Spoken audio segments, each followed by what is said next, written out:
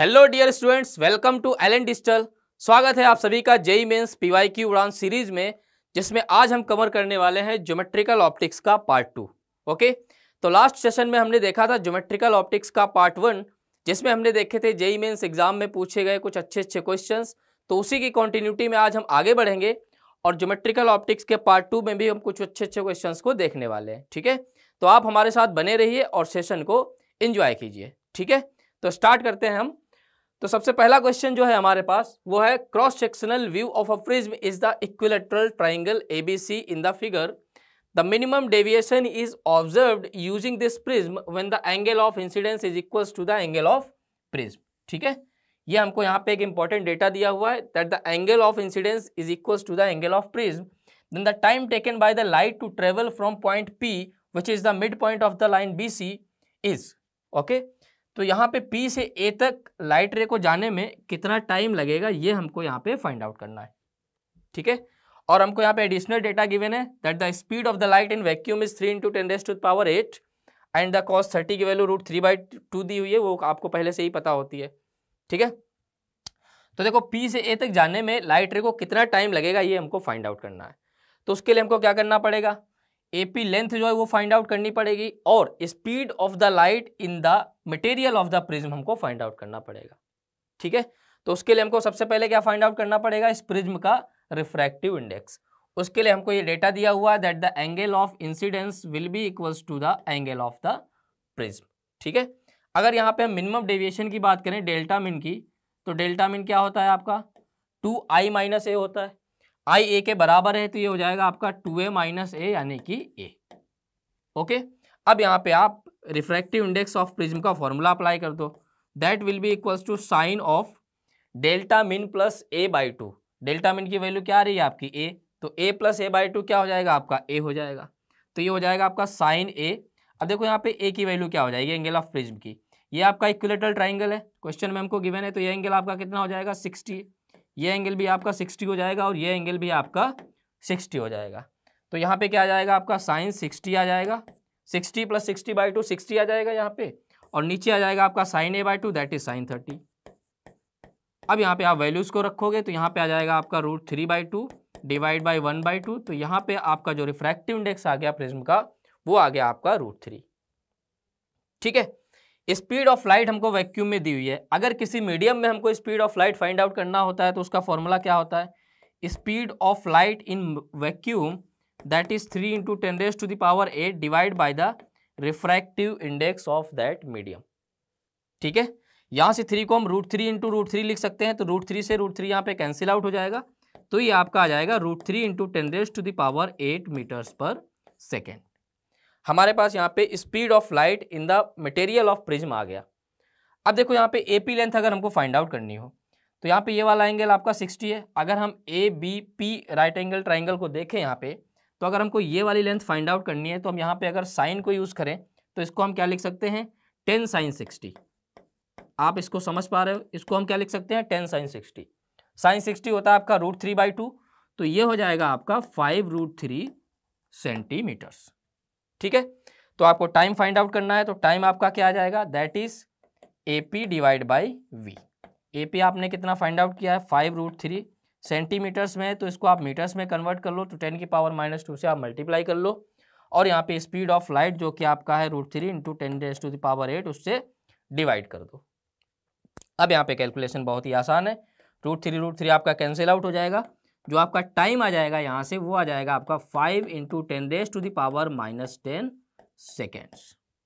ठीक है, तो क्या यहाँ पे जो ब्लैंक स्पेस है वहाँ पे आपका 5 आ जाएगा क्या, तो इस क्वेश्चन का जो आंसर हो जाएगा वो आपका क्या हो जाएगा 5। टाइम जो आ जाएगा 5 × 10⁻⁻10। ठीक है, चलिए 2021 में पूछा गया क्वेश्चन, अच्छा क्वेश्चन है, आगे बढ़ते हैं। अगर हम अगले क्वेश्चन की बात करें, A ray of light is incident from air on a glass plate having thickness of √3 centimeters and refractive index of √2। Thickness हमको √3 दी हुई है, रिफ्रैक्टिव इंडेक्स हमको √2 दिया हुआ है, and the angle of incidence of a ray is equal to the critical angle. ये बहुत ही इंपॉर्टेंट डेटा है। इंसिडेंस एंगल जो है वो क्रिटिकल एंगल के बराबर है।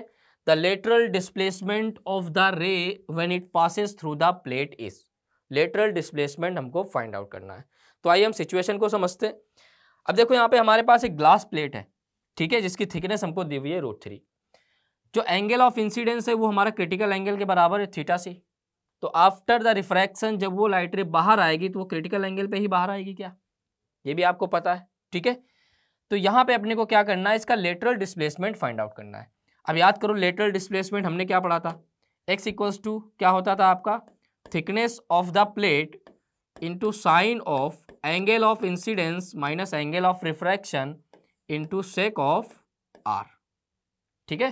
यहाँ पे r क्या है आपका, एंगल ऑफ रिफ्रैक्शन। तो यहाँ पे देखो t की वैल्यू तो हमको गिवन है यहाँ पे क्वेश्चन में, हमको क्या करना पड़ेगा, I और r को फाइंड आउट करना है, यानी कि एंगल ऑफ इंसिडेंस और एंगल ऑफ रिफ्रैक्शन हमको यहाँ पे फाइंड आउट करना है। अब देखो यहाँ पे एंगल ऑफ इंसिडेंस को फाइंड आउट करने के लिए उन्होंने बोल दिया है कि जो एंगल ऑफ इंसिडेंस है वो आपका θc के बराबर है। तो क्या मैं साइन I को साइन θc लिख सकता हूँ, आप बोलोगे बिल्कुल लिख सकते हैं, क्योंकि I θc के बराबर है। और साइन θc को आप क्या लिख सकते हो, refractive index of the rarer medium divide by the refractive index of the denser medium. तो यहाँ पे अगर साइन θc 1/√2 आ रहा है तो साइन I की वैल्यू 1/√2 आएगी। तो एंगल ऑफ इंसिडेंस जो आपका आ जाएगा यहाँ say that will B 45 degrees, ठीक है, क्लियर है यहाँ से। तो एंगल ऑफ इंसिडेंस तो हमारा यहाँ पे आ गया। अब आप समझ सकते हो यहाँ पे अगर हम एंगल ऑफ रिफ्रैक्शन देखें तो यहाँ पे हमने थीटा लिया हुआ है, तो यहाँ पे हम इस सरफेस पे क्या कर देंगे, स्नेल्स लॉ को यूज करके हम थीटा की वैल्यू को निकाल लेंगे। तो इसको क्या लिखोगे यहाँ पे स्नेल्स लॉ से आप, इसको आप लिखोगे √2 into sine theta will be equals to 1 into sine θc, यही लिखेंगे, ठीक है। साइन थीटा की वैल्यू आपको फाइंड आउट करनी है। तो साइन थीटा आपका आ जाएगा, साइन थीटा है आपका 1/√2, साइन थीटा से ये है आपका 1/√2, √2 इधर आएगा तो ये हो जाएगा आपका 1/2। तो यहाँ से जो थीटा आ गया आपका वो आ गया आपका 30 डिग्री, जो कि है आपका एंगल ऑफ रिफ्रैक्शन, ठीक है। अब लेटरल डिस्प्लेसमेंट आप निकाल लो, सारी वैल्यूज आपको पता है। टी की वैल्यू को आप पुट कर दो यहाँ पे, तो आ जाएगा आपका √3 sine of I minus R, 45 degree minus 30 degree into sec of 30 degree, ठीक है, सेक ऑफ 30 डिग्री हो जाएगा। अब यहाँ से आ जाएगा आपका ये √3 इंटू साइन 45 माइनस 30 कितना होता है आपका, साइन 15 डिग्रीज। और साइन 15 डिग्रीज की वैल्यू हमको क्वेश्चन में गिवन है, दैट इज 0.26। तो यहाँ पे आप लिखोगे 0.26। सेक 30 की वैल्यू क्या होगी, कॉस 30 आपका होता है √3/2, तो सेक 30 आपका क्या हो जाएगा 2/√3। तो यहाँ पे क्या हो जाएगा आपका ये 2/√3। देखो √3 आपस में कैंसिल आउट हो जाएंगे, ये आ जाएगा आपका 0.52, ठीक है। यहाँ पे आपको 10 की पावर -2 के फॉर्म में बताना है, तो इसको आप लिख सकते हो 52 इंटू 10 की पावर -2 सेंटीमीटर्स, ठीक है। तो क्या यहाँ पे आपका जो आंसर आएगा वो 52 आ जाएगा, क्या क्या इसका आंसर 52 आ जाएगा आपका, ठीक है। तो ये भी एक अच्छा क्वेश्चन था। आगे बढ़ते हैं अगले क्वेश्चन पे। A thin convex lens of focal length f is put on a plane mirror as shown in the figure.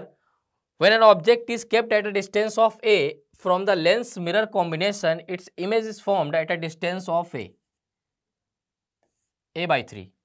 Image is formed at a distance of a/3 in front of the combination. Then the value of a is, ठीक है।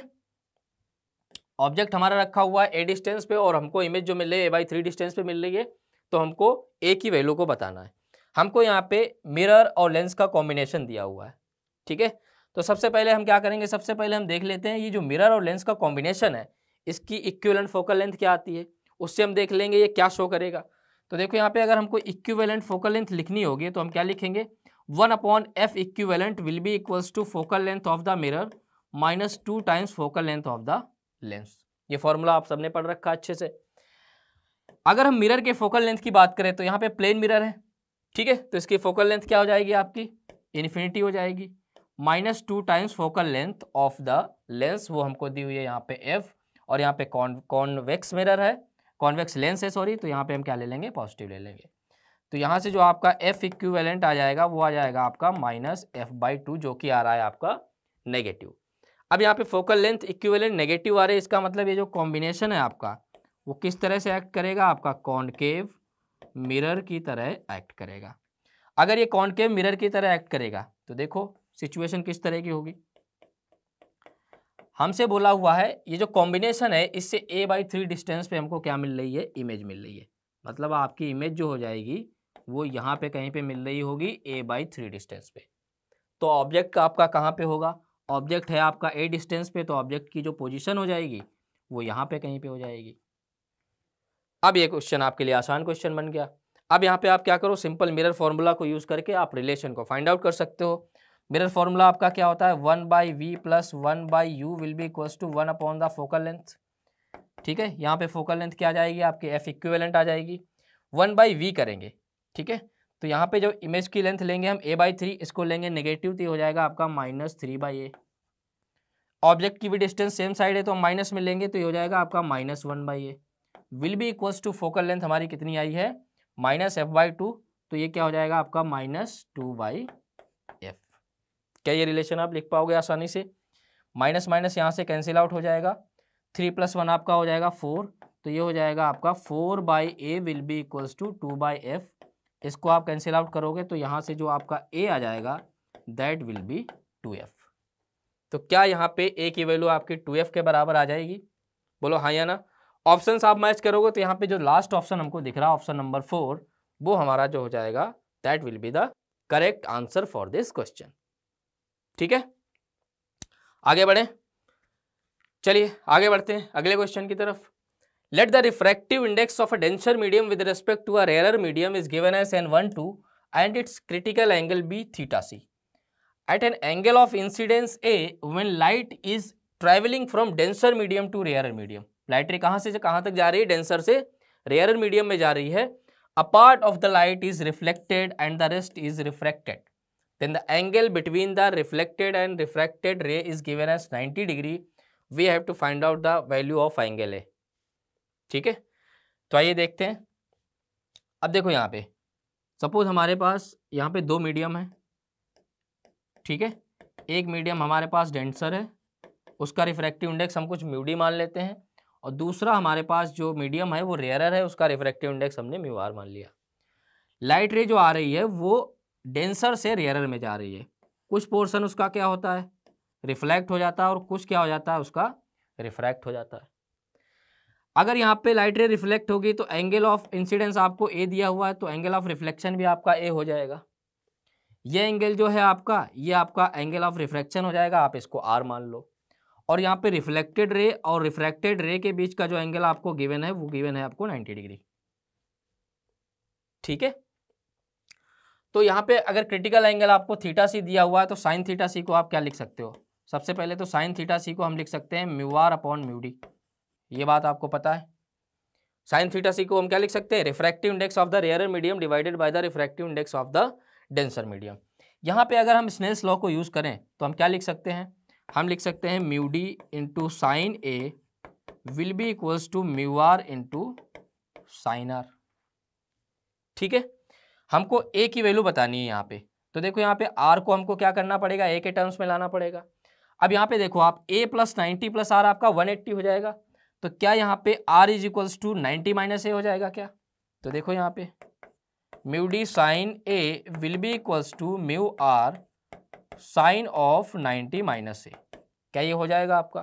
अब sign of 90 minus ए आपका क्या होता है, cos A होता है।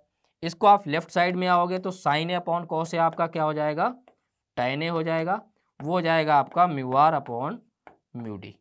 और mu R upon mu D को आप क्या लिख सकते हो, साइन θc लिख सकते हो, तो इसको आप लिख दो यहाँ से साइन θc। अब यहाँ पे आपका देखो सिंपल सा रिलेशन बन गया, tan A will be equals to sine θc। अब देखो सब में जो हमारा ऑप्शंस हैं सब सारे के सारे ऑप्शन साइन θc के फॉर्म में है, तो इसका मतलब जो ए हो जाएगा हमारा वो हो जाएगा हमारा tan inverse of sine of θc। ये आपके ए की वैल्यू आ जाएगी। ठीक है, angle A will be equals to tan inverse of sine of θc। अब आप मैच कर लो ऑप्शंस, तो यहाँ पे जो ऑप्शन नंबर 4 है वो आपका करेक्ट आंसर हो जाएगा। 2017 में क्वेश्चन पूछा गया है, अच्छा क्वेश्चन है। ठीक है, आपको बस याद ये होना चाहिए कि यहाँ पे जो क्रिटिकल एंगल होता है उसका फॉर्मूला क्या होता है, ये आपको हमेशा पता होना चाहिए। चलिए आगे बढ़ते हैं अगले क्वेश्चन की तरफ। You are asked to design a shaving mirror assuming that a person keeps it 10 centimetre from his face. अपने फेस से वो 10 सेंटीमीटर्स की डिस्टेंस पे रखता है, and views the magnifying image of the face of the closest comfortable distance of 25 centimeters. Then the radius of curvature of the mirror would be. अब देखो, अब यहाँ पे शेविंग मिरर की बात कर रहा है, तो आपको पता है कि जो शेविंग मिरर होता है उसमें हम कॉनकेव मिरर का यूज़ करते हैं, ठीक है। जो आपका ऑब्जेक्ट है वो 10 सेंटीमीटर्स की डिस्टेंस पे है, जो आपकी मैग्नीफाइंग इमेज मिल रही है वो कितनी डिस्टेंस पे मिल रही है हमको, 25 सेंटीमीटर्स की डिस्टेंस पे मिल रही है। आपको इसका क्या बताना है, रेडियस ऑफ कर्वेचर बताना है। तो मैं कहूँगा ये बेहद ही आसान क्वेश्चन है। आप क्या करो, यहाँ पे कॉनकेव मिरर की फोकल लेंथ को फाइंड आउट कर लो और 2 से मल्टीप्लाई कर दो तो आपकी रेडियस ऑफ कर्वेचर आ जाएगी। देखो, अगर हम यहाँ पे इसकी फोकल लेंथ को फाइंड आउट करने के लिए अगर हम मिरर फॉर्मूले का यूज़ करें तो हम क्या लिखेंगे, 1/v plus 1/u will be equals to 1/f, ठीक है। तो यहाँ पे 1/f आपका आ जाएगा 1/v, तो इसको आप क्या लिखोगे, 1/25 माइनस 1/u दैट इज 1/10, ठीक है। अब इसको आप फर्दर सॉल्व करो तो ये कितना आ जाएगा आपका, 10 माइनस 25 माइनस 15/250 3, तो ये हो जाएगा आपका, यहाँ से जो फोकल लेंथ आ जाएगी वो आपकी आ जाएगी -50/3 सेंटीमीटर्स, ठीक है। फोकल लेंथ आ गई आपकी। आपको क्या करना है, radius of curvature find out करना है। आप क्या करो, 2 से मल्टीप्लाई कर दो, तो r इज इक्वल्स टू आपका 2f आ जाएगा, that is 2 into -50/3 and that comes out to be -100/3 centimetres. अब -100/3 यहाँ पे तो दिया नहीं है। अब देखो, इसको जब फर्दर सॉल्व करोगे तो आ जाएगा आपका -33.33 सेंटीमीटर्स, -33.33 सेंटीमीटर्स। किसी भी ऑप्शन में 33 आपको नहीं दिया हुआ है। तो इस तरह के क्वेश्चंस में हम क्या करते हैं, फिर अगर आपको एग्जैक्ट आंसर नहीं दिया हुआ तो हम देखते हैं क्लोजेस्ट आंसर कौन सा हमारा सही होगा।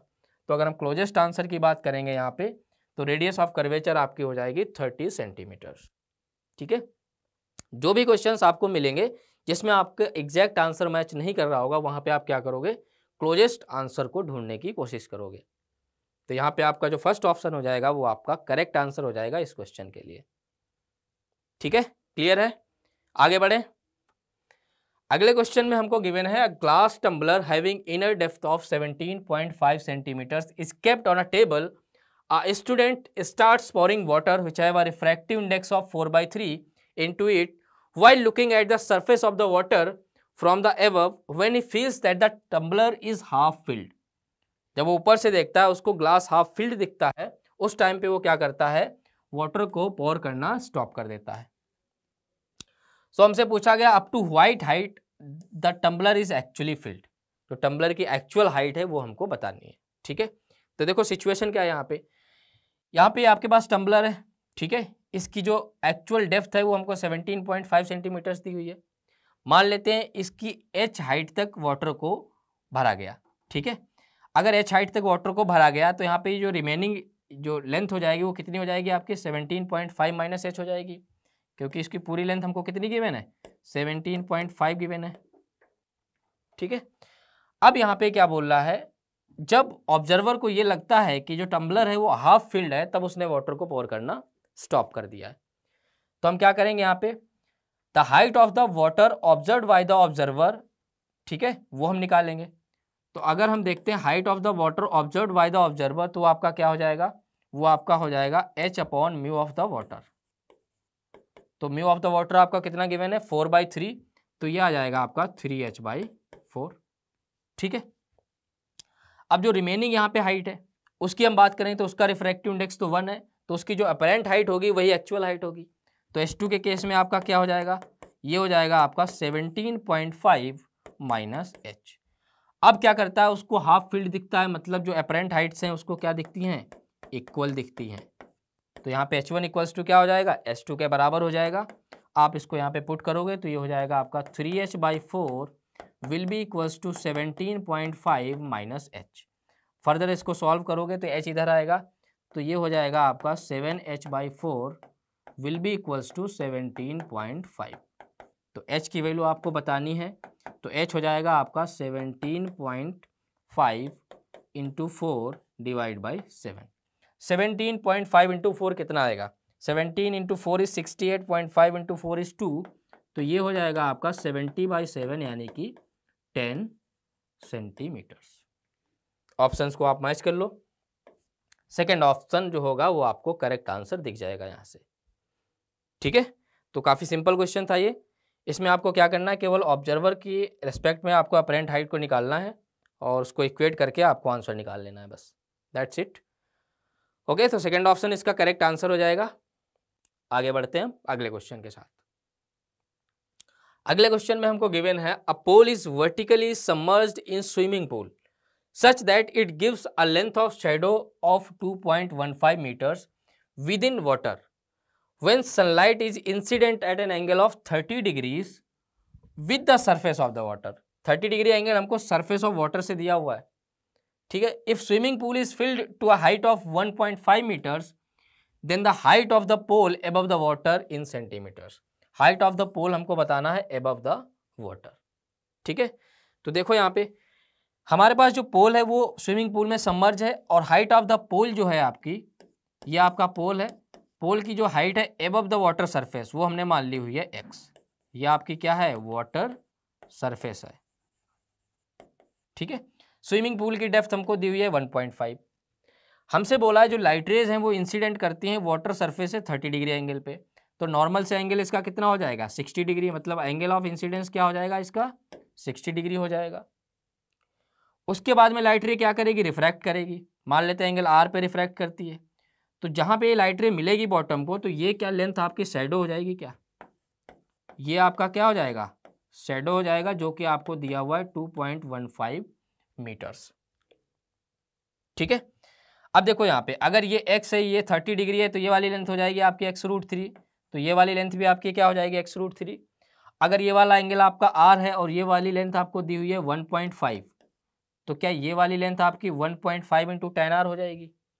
तो आप बोलोगे यहाँ पे जो शेडो आ जाएगी, लेंथ ऑफ द शेडो, उसको हम लिख सकते हैं 2.15 will be equals to x√3 plus 1.5 times tan r। तो क्या आपको x की वैल्यू यहाँ पे फाइंड आउट करनी है। आप क्या करो यहाँ पे, अगर आपको एंगल r पता चल जाए, यानी tan r की अगर आपको वैल्यू पता चल गई, तो आसानी से यहाँ पे आप x की वैल्यू को फाइंड आउट कर सकते हो। तो उसके लिए हम क्या करेंगे, स्नेल्स लॉ को यूज़ करेंगे। स्नेल्स लॉ को जब हम यूज़ करेंगे तो हम क्या लिखेंगे, μ1 इंटू साइन आई, तो ये हो जाएगा आपका साइन 60, क्योंकि μ1 की वैल्यू क्या हो जाएगी आपकी 1 हो जाएगी, equals to refractive index of the water हमको गिवन है 4/3, तो ये हो जाएगा आपका 4/3 into sine of R. Sine 60 आपका कितना होता है, √3/2, तो यहाँ से साइन आर की वैल्यू कितनी आ जाएगी आपकी, साइन आर की वैल्यू आ जाएगी आपकी 3√3 डिवाइड बाई 8। साइन आर की वैल्यू आपको पता है कि आप tan आर की वैल्यू को फाइंड आउट कर सकते हो ट्रिग्नोमेट्री से। आप बोलेंगे बिल्कुल फाइंड आउट कर सकते हैं, तो यहाँ से tan आर जो आ जाएगा आपका, वो आ जाएगा आपका 3√3 divide by square root of 8 square that is 64 minus square root of 3√3, sorry square of 3√3 हो जाएगा आपका 27। इसको आप फर्दर देख लो तो ये कितना आ जाएगा आपका, ये आ जाएगा आपका 3√3 divide by 14 minus 7 is 7 and 5 minus 2 is 3, तो ये आ जाएगा आपका √37। क्या आपकी tan r की वैल्यू आ गई। आपको क्या करना है, यहाँ पे इस इक्वेशन में पुट कर देना है, तो यहाँ से आप क्या लिख सकते हो, 2.15 will be equals to x√3 plus 1.5 into tan r that is 3√3 divide by √37। अब इसको कैलकुलेट करके आपको x की वैल्यू निकालना है, और इसके लिए आप एक्सपर्ट हो, मैथ्स आपको आती है, तो यहाँ पे जब आप इसको कैलकुलेट करोगे तो क्या करो, आप √3 से डिवाइड कर दो, तो यहाँ पे जो x की वैल्यू आ जाएगी वो आ जाएगी आपकी 2.15 डिवाइड बाई √3 माइनस, इसको √3 से डिवाइड करोगे तो ये हो जाएगा आपका 1.5 इंटू 3 डिवाइड बाई √37, ठीक है। इसको फर्दर सिंप्लीफाई करेंगे तो √3 को हम क्या लिख सकते हैं यहाँ पे 1.732, तो इसको आप सिंप्लीफाई करो तो ये आ जाएगा आपका 2.15 डिवाइड बाई 1.73 माइनस 1.5 इंटू 3 कितना हो जाएगा आपका 4.5 हो जाएगा। और कैलकुलेशन को देखो थोड़ा सिंप्लीफाई करने के लिए अगर हम √37 को √36 ले लें तो इसका स्क्वायर रूट क्या आ जाएगा, अप्रॉक्सीमेटली 6 आ जाएगा, जस्ट फॉर द सिंप्लिसिटी, ठीक है। तो यहाँ पे हम देख लेते हैं इसकी कुछ अप्रॉक्सीमेट वैल्यू आएगी, यहाँ से इसको हम क्या कर देंगे, हटा देंगे, तो 215/173 करेंगे, तो ये पहले तो 1 टाइम्स जाएगा, पॉइंट लगाएंगे यहाँ पे, तो ये बचेगा आपके पास 2 और 4। अब इसको हम देखेंगे 420 आ गया, तो ये जाएगा आपका 2 टाइम्स, तो ये 1.2 समथिंग आ जाएगा आपका। 4.5 डिवाइड बाई 60 तो ये आ जाएगा आपका 3/4, ठीक है। तो ये आपका कितना आ जाएगा 0.75। तो यहाँ से आप क्या कर सकते हो 1.2 माइनस 0.7 जो कि आ जाएगा आपका 0.5 के अप्रॉक्सीमेट। 0.5 आपका क्या आ जाएगा यहाँ पे अप्रॉक्सीमेट आ जाएगा मीटर। आपको आंसर बताना है सेंटीमीटर्स में, तो 0.5 को आप क्या कर दो 100 से मल्टीप्लाई कर दो, तो यहाँ पे जो आंसर आ जाएगा आपका वो आ जाएगा आपका अप्रॉक्सीमेटली 50 सेंटीमीटर्स, ठीक है। अप्रॉक्सीमेट आंसर आपका कितना आ जाएगा 50 सेंटीमीटर्स आ जाएगा आपका। तो इसका आंसर जो हो जाएगा आपका 50 हो जाएगा। आपको थोड़ा सा यहाँ पे कैलकुलेशन को देखना पड़ेगा, वो आप जब इस तरह का आपको कैलकुलेशन मिले कि वैल्यू आपको समझ में नहीं आ रही है, जैसे यहाँ पे स्क्वायर रूट ऑफ 37 है, तो इसके आसपास की जो वैल्यू है उसको आप अप्रॉक्सीमेट वैल्यू लेके इसको सॉल्व कर सकते हो। अगर यहाँ पे हम स्क्वायर रूट ऑफ 36 ले लें तो हमको कोई दिक्कत नहीं, हमने अप्रॉक्सीमेट वैल्यू निकाली दैट इज 50 सेंटीमीटर्स, वो हमारा आंसर हो गया, ठीक है। तो ये भी एक अच्छा क्वेश्चन था, 2023 में पूछा गया है। आगे बढ़ते हैं हम दूसरे क्वेश्चन की तरफ। An object is placed beyond the centre of curvature C of the given concave mirror. If the distance of the object is d1 from C and the distance of the image is d2 from C, then the radius of curvature of this mirror। हमारे पास एक concave mirror है, ठीक है। जो object distance हमको दी हुई है वो इसके सेंटर से कितनी दी हुई है d1 डिस्टेंस पे, और जो इमेज की डिस्टेंस है वो सेंटर से हमको दी हुई है d2 डिस्टेंस पे। अब देखो यहाँ पे अगर ये कॉनकेव मिरर है, इसका सेंटर यहाँ पे, फोकस यहाँ पे है, तो कोई भी ऑब्जेक्ट अगर बियॉन्ड द सेंटर रखा हुआ है यहाँ पे इस तरह से, तो उसकी जो इमेज बनेगी वो बनेगी आपकी सेंटर और फोकस के बीच में और इन्वर्टेड बनेगी। ये बात भी हमको पता है, ठीक है। तो हमको यहाँ पे रेडियस ऑफ कर्वेचर बताना है, तो क्या यहाँ पे हम Newton's law of for mirror use कर सकते हैं क्या? तो उसके लिए हमको क्या करना पड़ेगा, फोकस से ऑब्जेक्ट और इमेज की डिस्टेंस को फाइंड आउट करना पड़ेगा। तो अगर हम ऑब्जेक्ट की डिस्टेंस को फोकस से देखें, उसको हमने यहाँ पे कुछ एक्स एज्यूम कर लिया, और एक्स की जो वैल्यू आ जाएगी वो आपकी कितनी आ जाएगी, एक्स की जो वैल्यू आ जाएगी, अब सेंटर से देखो एफ तक की जो डिस्टेंस हो जाएगी ये वाली, इसको हम क्या लेंगे एफ लेंगे, दैट इज फोकल लेंथ। तो ये जो डिस्टेंस हो जाएगी आपकी एक्स की वो हो जाएगी आपकी फोकस से एफ प्लस d1। क्या ये d1 प्लस एफ हो जाएगा, ठीक है। इमेज की जब हम डिस्टेंस देखेंगे फोकस से, तो देखो ये टोटल डिस्टेंस क्या है आपकी, हमने इसको कुछ y एज्यूम कर लिया, इमेज की डिस्टेंस हमने फोकस से y एज्यूम कर लिया, तो y की वैल्यू आपकी क्या आ जाएगी f माइनस d2, ये हो जाएगा आपका f माइनस d2, ठीक है। और न्यूटन्स लॉ क्या होता है आपको पता है, X Y distance of the object from the focus and distance of the image from the focus will be equals to the focal length का होल स्क्वायर। आप यहाँ पे पुट कर दो वैल्यूज को, आपका आसानी से आंसर आ जाएगा। एक बार आपकी फोकल लेंथ आ गई तो आप 2 से मल्टीप्लाई करके क्या कर सकते हो, रेडियस ऑफ कर्वेचर को फाइंड आउट कर सकते हो। इसको हम लिख सकते हैं f प्लस d1 इंटू F minus d2 will be equals to F square. आप इसको फर्दर सॉल्व करो, मेरे साथ ही सॉल्व करेंगे आप, तो ये देखो कितना आ जाएगा आपका F square plus F d1 minus F d2 minus d1 d2 will be equals to F square. यहाँ पे एफ स्क्वायर तो कैंसिल आउट हो जाएगा, हमको साफ साफ दिख रहा है। हमको क्या करना है, फोकल लेंथ की वैल्यू को निकालनी है, d1 d2 राइट साइड में जाएगा, तो फोकल लेंथ आपकी जो आ जाएगी that will be d1 d2 divide by d1 minus d2। Focal length आ गई। अब आप बोलोगे रेडियस ऑफ कर्वेचर निकालने के लिए हम इसी फोकल लेंथ को क्या कर देंगे 2 से डिवाइड कर देंगे, तो ये हो जाएगी आपकी radius of curvature 2d1 d2 divide by d1 minus d2। Option छोड़ो भाई, ऑप्शन कौन सा मैच कर रहा है हमारा, फर्स्ट ऑप्शन जो है वो हमारा यहाँ पे करेक्ट आंसर हो जाएगा इस क्वेश्चन के लिए, ठीक है। सिंपल आपको क्या करना है, न्यूटन्स फॉर्मूला को यूज करना है और आपका आंसर आ जाएगा एक लाइन में। क्लियर है, आगे बढ़ें। तो फर्स्ट ऑप्शन इसका जो हो जाएगा वो करेक्ट आंसर हो जाएगा। आगे बढ़ेंगे हम अगले क्वेश्चन की तरफ, ठीक है। इस क्वेश्चन में हमको गिवन है a fish rising vertically upward with a uniform velocity of 8 metres per second, ठीक है। जो फिश है वो वर्टिकली अपवर्ड जो है राइज कर रही 8 मीटर्स पर सेकेंड से। Observe that a bird is diving vertically down towards the fish with a velocity of 12 metres per second. मतलब बर्ड की जो वेलोसिटी हमको दी हुई है वो किसके रेस्पेक्ट में दी हुई है, फिश के रेस्पेक्ट में, वर्टिकली डाउनवर्ड डायरेक्शन में। वाटर का रिफ्रैक्टिव इंडेक्स आपको दिया हुआ है 4/3, then the actual velocity of the diving bird to pick the fish will be. देखते हैं इसका सोल्यूशन। देखो यहाँ पे सबसे पहले तो हमको दिया हुआ है a fish is rising vertically upward. तो अगर हम फिश की वेलोसिटी को देखें तो वेलोसिटी ऑफ द फिश क्या हो जाएगा आपका, ये हो जाएगा आपका 8 मीटर्स पर सेकेंड। ठीक है, राइजिंग अपवर्ड है तो हमने ऊपर की तरफ वेक्टर बना दिया है। अगर हम बात करें यहाँ पे velocity of the bird with respect to fish, तो हमको दिया हुआ है 12 metres per second downward direction में, तो हमने इसको माइनस ले लिया। ठीक है, अब आप रिलेटिव वेलोसिटी का कॉन्सेप्ट याद करो, तो हम क्या लिख सकते हैं, velocity of bird with respect to fish in the refractive index of the water will be equals to velocity of the bird in the medium, जिसमें वर्ड है वो हो जाएगा आपका 1 minus velocity of the fish refractive index of the water. इस equation में हम क्या करेंगे, सिंपली वैल्यूज को पुट कर देंगे। तो VBF की वैल्यू आपकी कितनी आ रही है, -12। वाटर का रिफ्रैक्टिव इंडेक्स आपको 4/3 दिया हुआ है, तो ये हो जाएगा आपका 3 × 4 will be equals to velocity of the bird जो है वो डाउनवर्ड डायरेक्शन में, तो इसको हम -V कुछ लिख लेते हैं।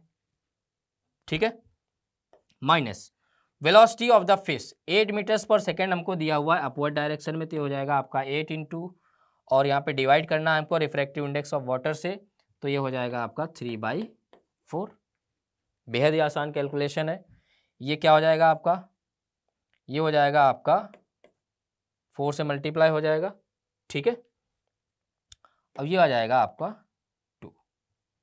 ठीक है, हाँ यहाँ पे वाटर का जो रिफ्रैक्टिव इंडेक्स हमको दिया हुआ है वो 4/3 दिया हुआ है, तो नीचे 4 ऊपर 3 आएगा ये।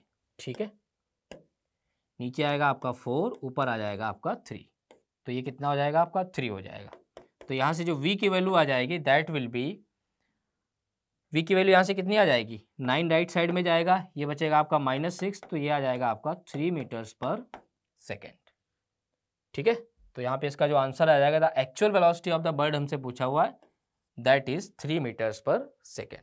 आपको सिंपल इक्वेशन यूज करनी है, आंसर आ जाएगा आपका। क्लियर है, आगे बढ़े, चलिए आगे बढ़ते हैं अगले क्वेश्चन की तरफ।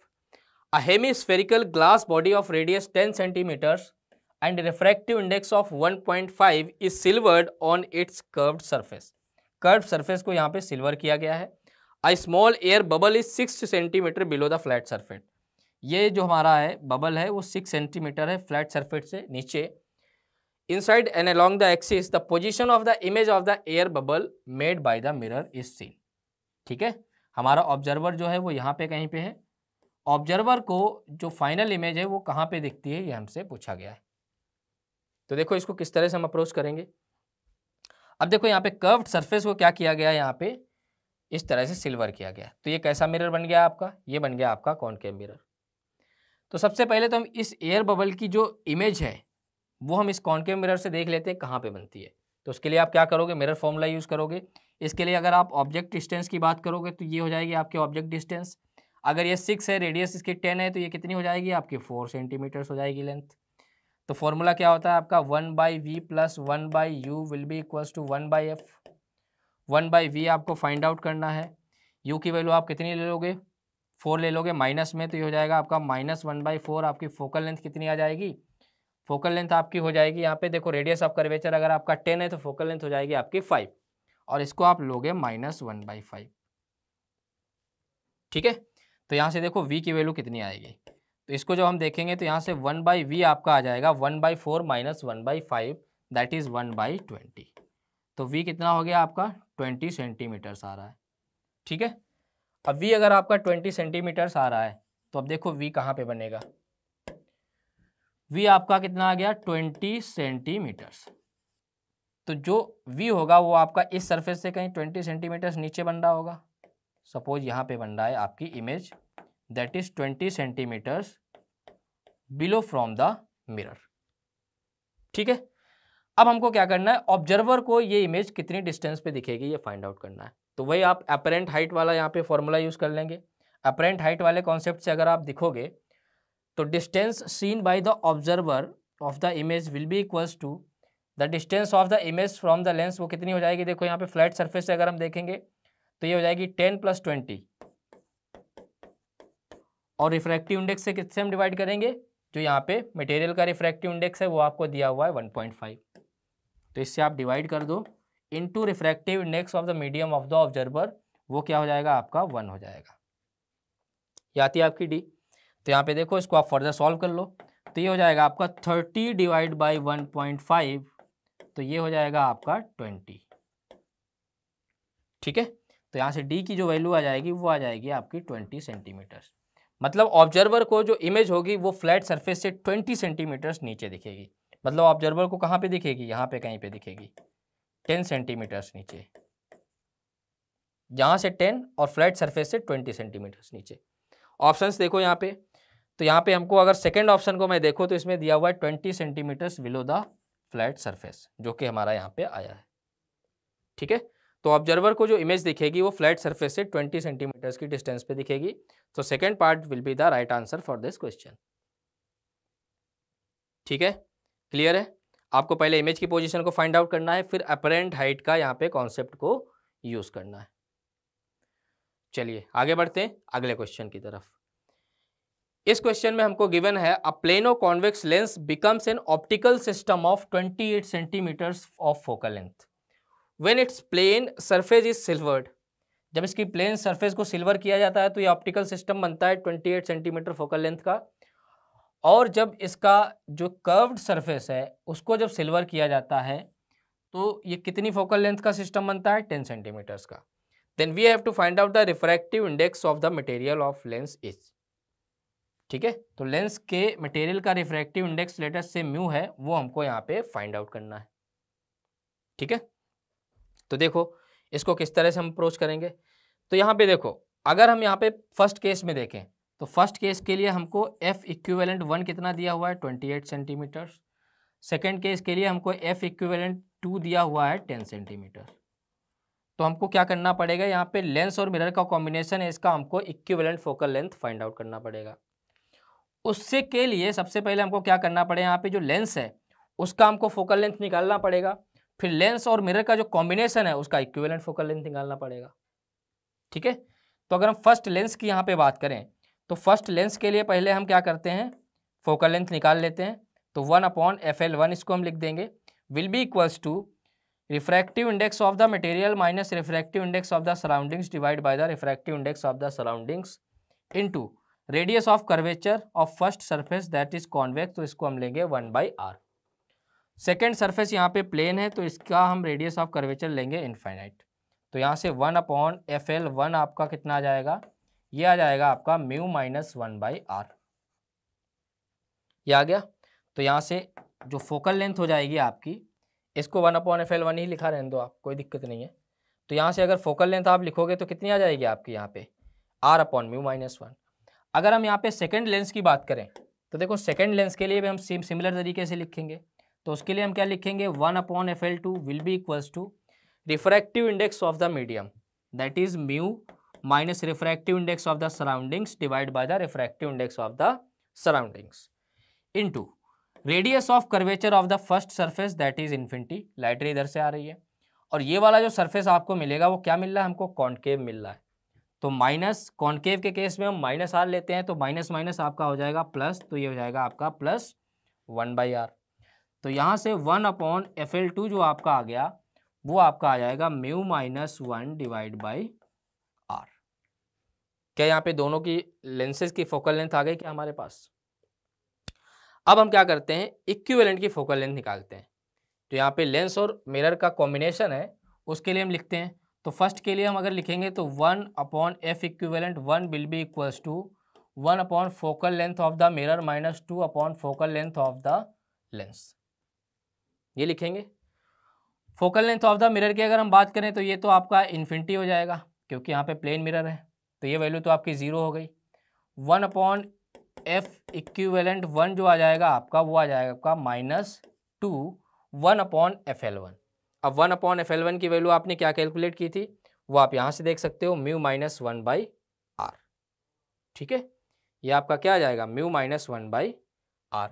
तो यहाँ पे आप इसको पुट कर दो तो ये हो जाएगा आपका म्यू माइनस 1/R।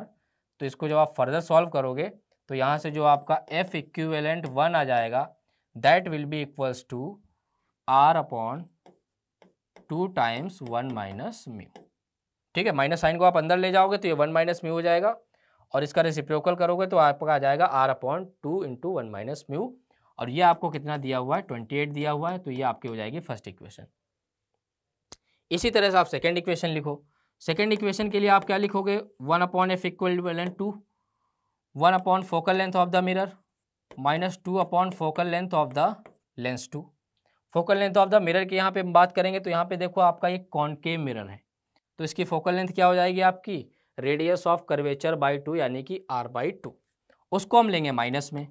तो यहाँ पे जब हम माइनस में लेंगे r बाई 2 तो ये हो जाएगा आपका माइनस 2 बाई आर।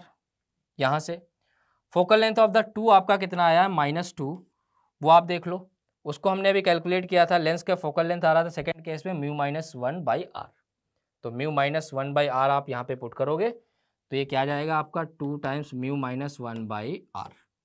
अब देखो यहाँ पे माइनस 2 बाई आर है, माइनस अंदर जाएगा तो प्लस 2 बाई आर बनेगा, तो minus 2 by R plus 2 by R तो कैंसिल आउट हो जाएगा, तो ये आपका सिंप्लीफाई होकर आ जाएगा माइनस 2 म्यू बाई आर। तो क्या यहाँ से आपका एफ इक्विवेलेंट 2 जो आ जाएगा उसकी वैल्यू क्या आर अपॉन माइनस 2 म्यू आ जाएगी क्या, और इसकी वैल्यू आपको दी हुई है 10, तो मैं बोलूँगा ये आपकी हो गई सेकेंड इक्वेशन। फर्स्ट और सेकेंड इक्वेशन को आप डिवाइड कर दो, आर कैंसिल आउट हो जाएगा, म्यू की वैल्यू आ जाएगी। तो जब आप फर्स्ट अपॉन सेकेंड करेंगे यहाँ पे तो देखो क्या आ रहा है आपका, आर तो कैंसिल आउट हो जाएगा, म्यू ऊपर चला जाएगा, म्यू अपॉन आपका आएगा 2 से 2 भी कैंसिल आउट हो जाएगा, 1 माइनस म्यू, तो माइनस अंदर जाएगा तो इसको हम लिख देंगे mu minus 1 will be equals to 28 by 10 यानी कि 14 बाई 5। सिंपल कैलकुलेशन है, सॉल्व करो इसको, कितना आ जाएगा आपका 5 mu will be equals to 14 mu minus 14। तो यहाँ से जो म्यू आ जाएगा आपका that will be equals to 14 divide by 14 minus 5 कितना होता है आपका 9 होता है। इसको आप फर्दर सॉल्व करो तो ये कितना हो जाएगा, 9 से इसको जाएगा तो ये हो जाएगा आपका 1.5 बचेगा तो 5 टाइम्स जाएगा, फिर 5 बचेगा तो 5 टाइम्स जाएगा, तो ये 1.555 समथिंग आएगा आपका। अब आप देख लो यहाँ पे ऑप्शंस मैच कर लो, यहाँ पे 1.55 कहीं गिवन है तो यहाँ पे थर्ड ऑप्शन में गिवन है 1.55, तो जो refractive index of the material हो जाएगा इस केस में वो आपका आ जाएगा 1.55। आपको कॉम्बिनेशन के केस में बहुत ही ज़्यादा क्लैरिटी को रखना होता है, ठीक है। 2018 में क्वेश्चन पूछा गया है यहाँ पे, और देखो यहाँ पे लाइट रे इधर से आ रही तब आपको कॉम्बिनेशन का एफ इक्विवेलेंट निकालना है, जब इधर से आ रही तब आपको एफ इक्विवेलेंट निकालना है। तो एफ इक्विवेलेंट आपको निकालना आना चाहिए, उसके लिए जो फॉर्मूले होते हैं, जो आपकी ट्रिक होती है वो आपको हमेशा पता होनी चाहिए। तो इस क्वेश्चन का जो आंसर हो जाएगा that will be the third option which is correct, ठीक है। तो थर्ड ऑप्शन इसका क्या हो गया आपका करेक्ट हो गया। चलिए आगे बढ़ते हैं, हम एक और क्वेश्चन देखते हैं।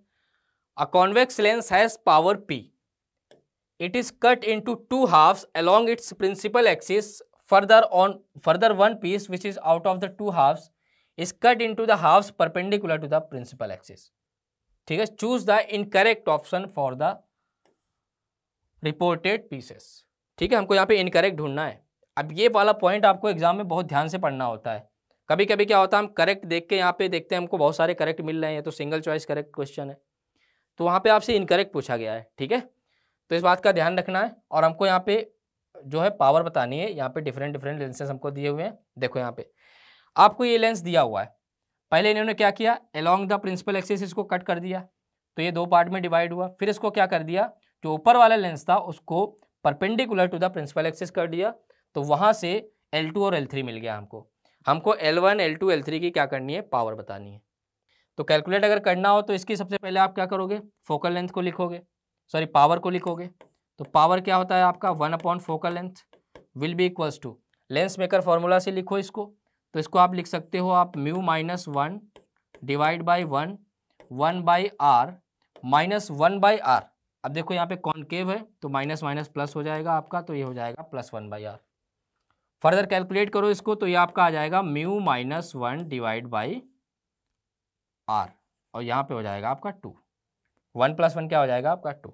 तो पावर की वैल्यू आ रही है आपकी 2 times mu minus 1 divide by R, ठीक है। अब देखो यहाँ पे अगर हम L1 की बात करें लेंस 1 की, तो इसकी पावर को हम कैलकुलेट करके देख लेते हैं।